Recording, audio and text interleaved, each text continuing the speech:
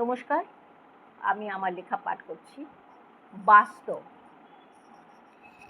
একা একা আমরা দুজনে ঘুরে ফিরি এ পথে ও পথে, কত দেখি চালবাজি রগবাজি, গল্পে গল্পে করে ঝগড়াঝাটি, মারমুখী একে অপরের হয়ে যায় শত্রু, ছিল মিত্র।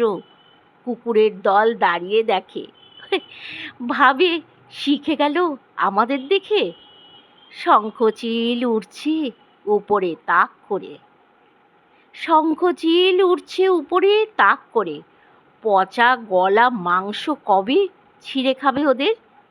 রাজা হয়েও সিদ্ধার্থ ত্যাগী হয়েছিল ভাবো। সব মোহ মায়া ছেড়ে বুদ্ধদেব শান্তির প্রতীক হয়েছেন।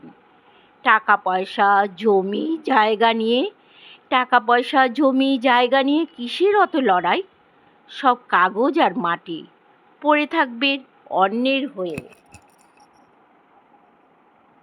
এটাই বাস্তব ভাই, পড়ে থাকবে অন্যের হয়ে, এটাই বাস্তব ভাই। নমস্কার, এটাও আমার লেখা ছিল বাস্তব।